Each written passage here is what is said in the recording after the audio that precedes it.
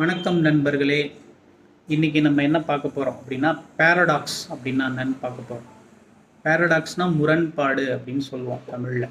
சரிங்களா? முரண்பாடுகள் கூட என்ன பண்ணோம், கணிதத்தில் செட் தியரியை டெவலப் பண்ணுறதுக்கோ இல்லை ப்ராப்பராக பண்ணுறதுக்கு அது முறைப்படுத்துவதுக்கு உதவுது. எப்படி உதவுச்சு அப்படிங்கிறத நம்ம பார்க்கலாம்.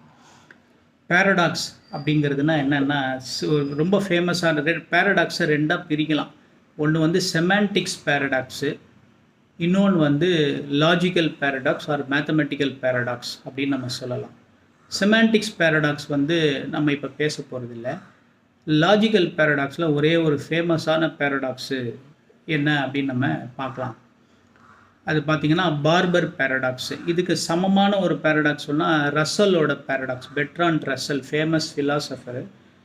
ஜார்ஜ் கேண்டார் செட் தியரி பண்ணி முடித்தோடனே, இது ஒரு அனெக்டோட், இது பண்ணி முடித்தவுடனே ரசலுக்கு அந்த விஷயம் தெரிய வரும்போது அவர் என்ன பண்ணுறாருன்னா, ஒரு பேரடாக்ஸோடு வரார் அந்த செட் தியரியை வச்சு. அதாவது sets which to not contain themselves as subsets அப்படின்னு வச்ச உடனே அது ஒரு பேரடாக்ஸை க்ரியேட் பண்ணுது. அந்த பேரடாக்ஸை தான் நம்ம என்ன சொல்லுவோம், ரசல் பேரடாக்ஸ் அப்படின்னு சொல்லுவோம். அந்த ரசல் பேரடாக்ஸை ஈஸி பண்ணுற மாதிரி, எல்லாருக்கும் எளிமையாக புரிஞ்சிக்கிற மாதிரி பார்பர் பேரடாக்ஸ் அப்படின்றத பார்க்கலாம். அந்த ரசல் பேரடாக்ஸும் பார்பர் பேரடாக்ஸுக்கும் ஒன்றுக்கு ஒன்று சமமானவை தான், ஈக்விவேலண்ட் அப்படின்னு சொல்லுவோம்.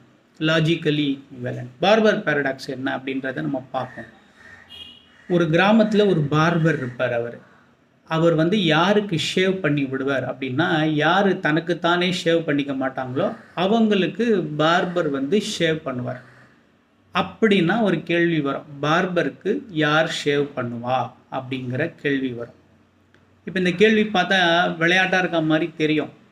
இப்போ நீங்கள் பாருங்கள், பெரிய முரண்பாடு வரும். பார்பருக்கு அவருக்கு அவரே ஷேவ் பண்ணிப்பார் இல்லையா, தெரியும் இல்லையா. அப்போனா அவருக்கு அவரே ஷேவ் பண்ணிக்கிறவர நீங்கள் பார்பரை அவருக்கு அவரே ஷேவ் பண்ணிக்கிறவரா பார்த்தீங்கன்னா, அந்த பார்பர் அவருக்கு அவர் ஷேவ் பண்ண மாட்டார்.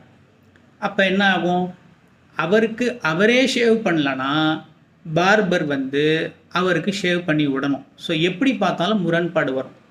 இப்போ பார்பரை ஒரு மனுஷனாக பார்த்து அவருக்கு அவரே ஷேவ் பண்ணிப்பார் அப்படின்னு தெரியும்னா, அவர் நீங்கள் பார்பராக பார்த்தா அவர் அவருக்கே ஷேவ் பண்ண மாட்டார்.